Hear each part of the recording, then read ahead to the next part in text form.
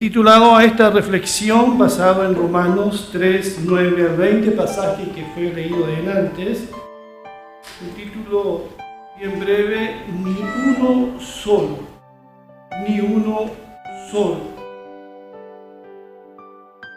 Como ya fue leído, no lo volveré a leer, haré uso de algunos pasajes mientras vaya compartiendo esta breve reflexión.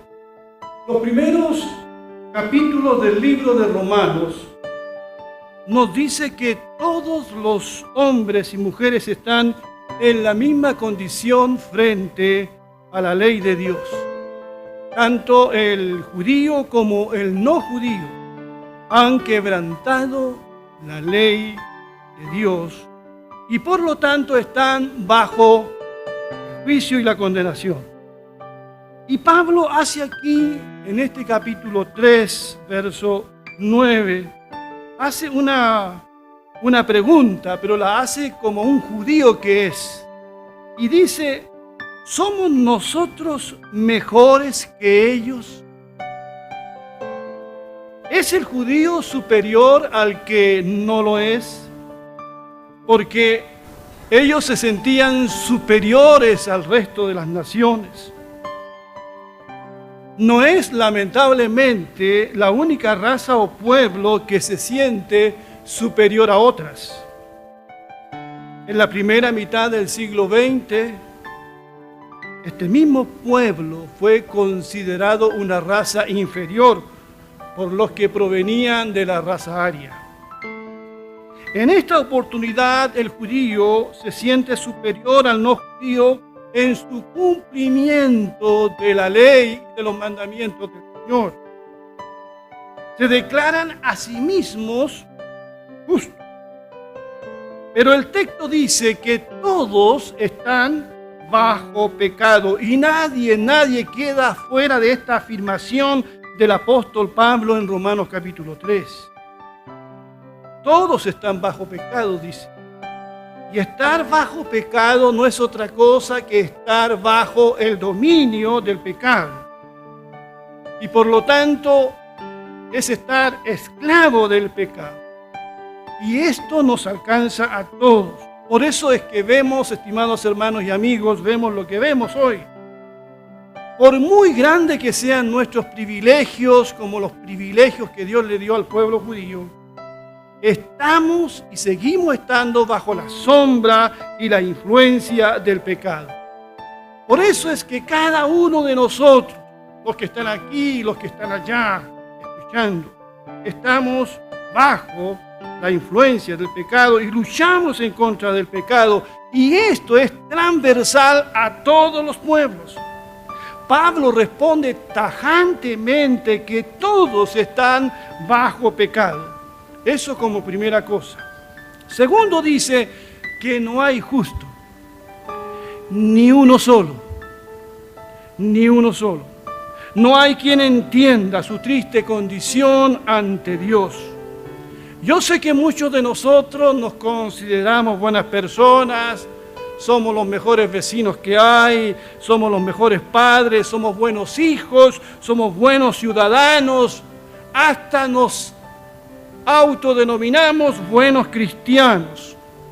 Y decimos eso porque no hemos entendido absolutamente nada de nuestra naturaleza humana caída y rebelde delante del Señor. La palabra de Dios declara que no hay nadie justo, ni uno solo. Y en esto debemos ser todos humildes para aceptar este veredicto que no es mío, es de la palabra del Señor. Yo sé que muchos de nosotros, los que nos están escuchando en sus casas, quienes escucharán después esta predicación, sé que muchos de nosotros podríamos ser hallados justos por otros hombres. Por eso es que hablamos de buenas personas y de malas personas. Pero delante de Dios no hay nadie justo, de acuerdo con la justicia que Dios requiere y exige. Ningún hombre o mujer puede ser hallado justo por una ley que lo condena, porque no la puede cumplir. La palabra de Dios nos desnuda y nuestra conciencia nos acusa y nos dice que no hay nadie justo delante de Dios. En tercer lugar, dice Pablo en este pasaje que no hay quien busque a Dios. No hay quien busque a Dios. Sabemos que el hombre en general no está buscando a Dios. Está buscando otras cosas. ¿Qué es lo que busca el hombre común y corriente? ¿Verdad? ¿Qué es lo que busca? ¿Qué es lo que buscan muchos jóvenes? Fama, gloria, poder. Los políticos buscan mucho poder. Los jóvenes buscan fama. Los deportistas buscan gloria. Otros buscan dinero a corto plazo, placeres, ahora y ya, lo quieren todo inmediatamente, pero no están buscando a Dios. No pueden buscar a alguien que ni siquiera existe en sus mentes y en sus corazones. Pero mi pregunta es, ¿qué busca la gente religiosa? ¿Qué busca aquellos que van a la iglesia? Bueno, ahora no podemos ir a un culto presencial. Pero ¿qué es lo que buscan muchos cristianos? ¿Usted cree que buscan a Dios? ¿O buscan las cosas que Dios les pudiese dar? Es fácil engañarse a sí mismo en esto. Nunca se ha pretendido usar o manipular tanto a Dios como en este tiempo. Buscamos a Dios por conveniencia. Lo buscamos en la emergencia como la pandemia. Pero no lo buscamos a Él por Él mismo. Porque es Dios sencillamente. Y sin Él no puedo vivir. Nos engañamos a nosotros mismos al pensar que buscamos a Dios. Cuando nos acercamos a Dios o tenemos la oportunidad de ir a una iglesia, muchas veces no vamos para adorarlo.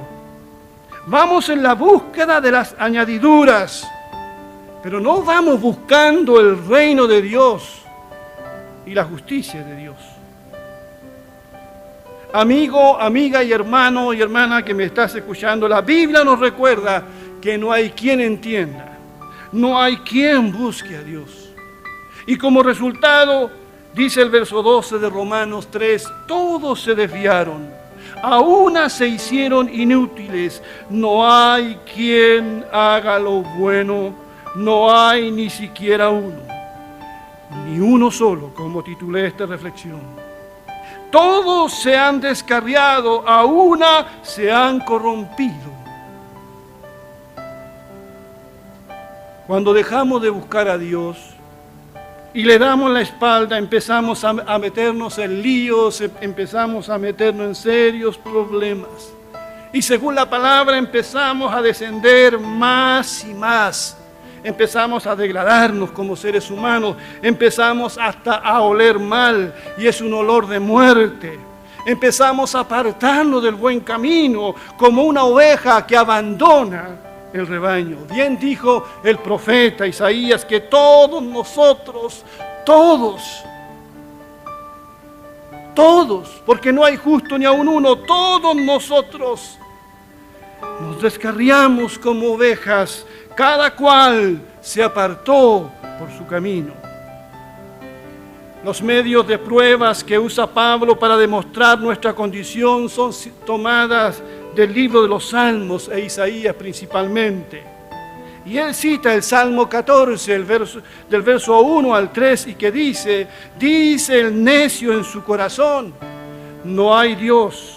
Están corrompidos, sus obras son detestables, no hay uno solo que haga lo bueno.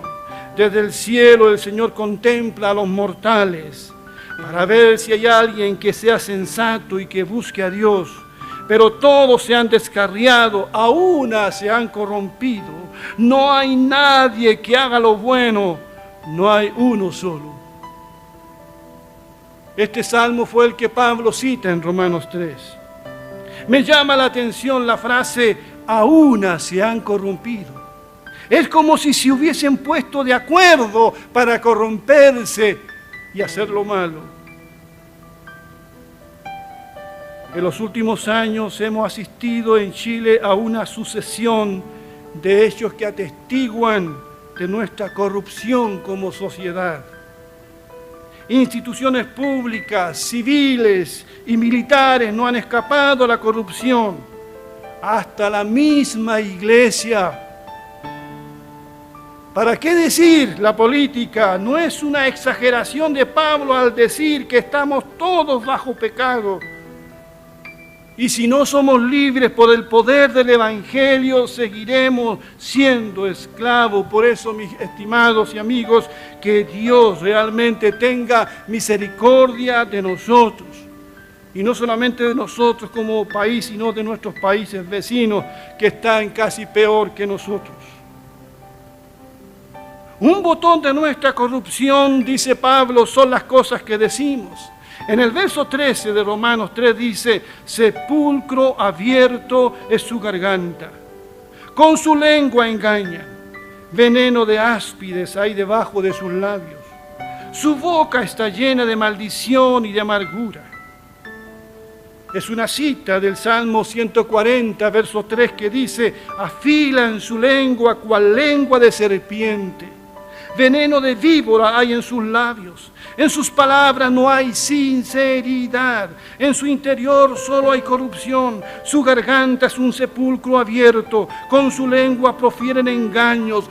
Llena está su boca de maldiciones, de mentiras y amenazas. Bajo su lengua esconde maldad y violencia. Lo que Pablo hace aquí es mostrar una especie de radiografía, o mejor dicho, una especie de resonancia espiritual del corazón humano. Empieza con la cabeza y terminará con los pies. Lo mismo que hace el profeta Isaías por ahí en el capítulo 1. Y aquí se presenta una lista de conductas que confirman, estimados, que nadie es justo ante Dios, ni uno solo. Nada hace más evidente nuestra situación que lo que decimos con nuestra boca. Bien dijo nuestro Señor Jesucristo que hablamos lo que hay en nuestro corazón. De la abundancia del corazón habla la boca. Nada refleja más nuestra condición degradada que las cosas que hablamos todos los días. Engañamos, mentimos, maldecimos a hombres y mujeres hechos a la imagen de Dios. Amenazamos, insultamos, sobre todo por las redes sociales, nos quejamos, violentamos psicológicamente a los que decimos amar. Nuestra lengua es tan venenosa o más que una víbora peligrosa. No tenemos ya el control de las cosas que decimos. Bien dice Santiago capítulo 3, verso 8 al 10, pero nadie puede domar la lengua.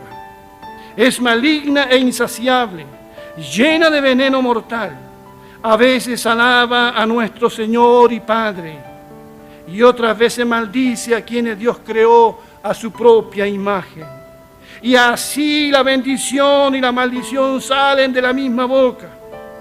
Sin duda, hermanos míos, eso no está bien. Sin comentarios, ¿cierto? En el verso 7 y 8 continúa Pablo con esta radiografía. Sus pies corren a hacer lo malo y se apresuran a matar. Solo piensan en pecar. Siempre hay sufrimiento y destrucción en sus caminos. No saben dónde encontrar paz o qué significa ser justo y bueno. Han trazado caminos torcidos y quienes los siguen no conocen un momento de paz. Vaya qué diagnóstico más certero de lo que está pasando hoy. Estas palabras son tomadas del profeta Isaías, donde él habla acerca del juicio a la nación de Israel por su evidente corrupción. Allí en el capítulo 59, versos 7 y 8 dice, sus pies se apresuran para derramar sangre. Quebranto y desventura hay en sus caminos, y no conocieron camino de paz. Pablo cita textualmente al profeta Isaías. Hoy vemos que el hombre actúa sin consideración alguna por su prójimo, derrama sangre inocente. Estamos asistiendo a un grado de violencia que va en aumento. Y como bien dijo Jesús, la multiplicación de la maldad. Sin duda que todo lo que Pablo aquí dice, lo estaba viendo él en la ciudad de Corinto, donde él escribe esta carta en el primer siglo. Pero es también lo que nosotros hoy estamos viendo. En este año, en el primer semestre, los robos con homicidio aumentaron un 120% en la región metropolitana, pese al estado de excepción, en comparación al primer semestre del año pasado. Ni aún la pandemia ha podido detener este flagelo. Las autoridades ya hablan de crimen organizado, que está operando en plena pandemia en algunas poblaciones. Ha recrudecido el robo con violencia, la violencia física en los hogares, especialmente contra la mujer. La ola de femicidios no se detiene a pesar del ni una menos. Un hombre hace unos días atrás asesinó a varios indigentes, como si la vida de estas personas no valiera absolutamente nada. Se habla de ajustes de cuenta y ya en Chile se está hablando de la práctica del sicariato, el crimen por encargo. Mi pregunta es, ¿hacia dónde nos encaminamos? Y estoy hablando de nuestro país, que según la ONU está muy atrás en el porcentaje de homicidios en relación a otros países del continente como Brasil o El Salvador. No hay paz en el corazón del hombre. Sus caminos son torcidos y los conducen al quebranto y el sufrimiento. Pero creo que lo que dice a continuación el apóstol Pablo nos lleva, estimados amigos y hermanos, a la raíz del problema. Capítulo 3, verso 18.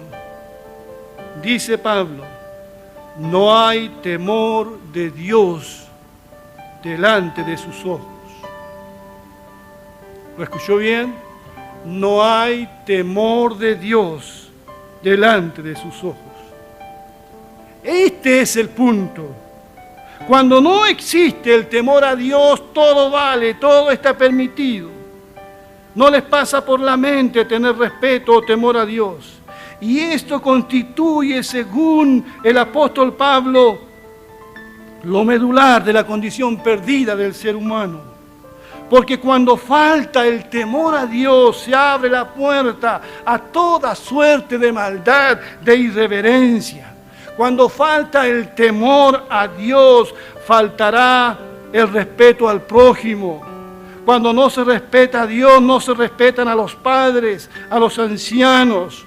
Y no se respeta también a esa criatura que está por nacer.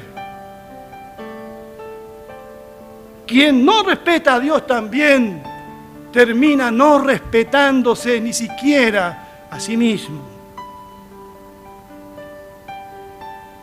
Proverbios 8:13 define el temor de Dios de la siguiente manera: el temor del Señor es aborrecer el mal.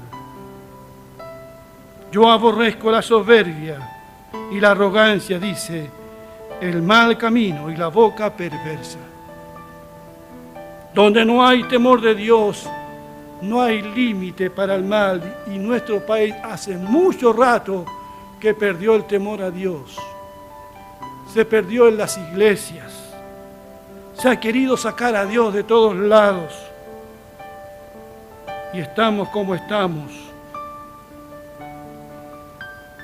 Quien conoce a Dios lo respeta. Quien no lo conoce no le teme. Hasta nos hemos hecho una imagen de Dios que no corresponde a la realidad. El Dios de muchas personas es un Dios chiquito, manipulable, es un Dios con minúscula. Es el siervo que corre para satisfacer sus caprichos. Es un Dios pequeño, utilizable, que no tiene nada que ver con el verdadero Dios. Hasta se ha torcido las Escrituras para hacernos un Dios a nuestra medida. Hablamos hasta de Diosito. Nos hemos tomado demasiada confianza con Dios. Dios es tan, pero tan bueno que me aguanta todo. Y hemos perdido lo que tenían nuestros ancestros, el temor a Dios, que no es miedo por si acaso. No, pero sí es reverencia a su nombre, a su palabra. Por eso en esta mañana, mis queridos hermanos, empecemos por nosotros, porque no le podemos pedir a aquellos que están sin Cristo lo que nosotros hacemos. Recuperemos primero nosotros el temor a Dios, que esté presente en nuestras vidas, en todo cuanto hagamos, porque de aquí parte todo. Sabemos que la mayoría ha ignorado este concepto del temor a Dios. Eclesiastés hace una conclusión de su libro y termina diciendo en el capítulo 12, 13 y 14, teme a Dios, dice, y obedece sus mandamientos, porque esto es lo más importante para todo hombre y mujer. Y otra versión dice, porque esto es el todo del hombre, el temer a Dios. Porque Dios nos juzgará por cuanto hacemos, inclusive lo oculto, sea bueno o malo. Y Pablo concluye esta parte de Romanos diciendo en el verso 19, para que todo el mundo se calle la boca y quede convicto delante de Dios. Por tanto, nadie será justificado en presencia de Dios por hacer las obras que exige la ley. Más bien, mediante la ley, cobramos conciencia del pecado. Estamos bajo pecado, qué duda cabe. Y porque estamos bajo la ley. Tanto judíos como no judíos no tenemos excusa, dice Pablo aquí. Solo podemos guardar silencio. Dice, para que todo el mundo se calle la boca. Frente a este diagnóstico, frente a este veredicto, todos deben guardar silencio. Somos como ese acusado que está frente a un tribunal, que frente a toda la evidencia en su contra, no tiene nada que decir en su defensa. ¿Qué podremos decir nosotros, hermanos? ¿Qué podrás decir tú, querido amigo, amiga que me estás escuchando? ¿Qué podrás decir tú? Lo mismo que nosotros. Señor, Señor, ten misericordia de mí. Sé propicio a mi pecador, porque todos hemos fallado, todos hemos cometido errores. He titulado a esta reflexión ni uno solo. Pero ¿saben? Sí hay uno. Sí hay uno. Su nombre es Jesucristo. La Biblia lo dice. Primera de Pedro 3:18. Porque Cristo murió por los pecados una vez y para siempre. ¿Y qué es lo que dice? El justo por los injustos para llevarlos a ustedes a Dios. Bendito sea su nombre. Gloria a Dios por la justicia de Cristo. A mí nadie me puede redarguir de pecado, dijo Jesús a sus acusadores. Él vino a cumplir la ley. No hubo engaño en su boca. Nunca pecó. El justo ofrece su vida por nosotros, los injustos. Cuando Jesús moría en aquella cruz, fueron crucificados al lado de él dos criminales, como bien ustedes saben. Uno de ellos empezó a insultar al Hijo de Dios. Si eres el Cristo, desciende de la cruz y sálvanos a nosotros. Y el otro criminal lo recrimina y le dice: ¿ni aún temes a Dios estando en la misma situación? Nosotros estamos pagando lo que merecen nuestros actos, pero este hombre, refiriéndose a Jesús, ningún mal ha hecho. El justo muriendo por los injustos. Ni uno solo de nosotros, pero sí Él, sí Jesucristo. No existe ser humano que no esté bajo pecado y bajo el juicio de Dios por lo mismo. Pero si miramos a Jesucristo por la fe, si miramos a aquel que nos amó hasta dar su vida por cada uno de nosotros, la Biblia dice que seremos salvos, seremos perdonados y seremos libres. Dios quiera que donde te encuentres, no sé si estás acompañado, estás con tu esposa que es creyente y tú no eres creyente. Quizás tu hijo está allí contigo. Quizás vas a escuchar esta predicación después. Yo te invito a entregar tu vida a Jesús, a tener un encuentro con Dios. Tú no puedes, pero Él puede. Él te amó tanto que dio su vida por ti en la cruz. Un abrazo, que Dios bendiga a ambas iglesias, que la paz del Señor esté con ustedes.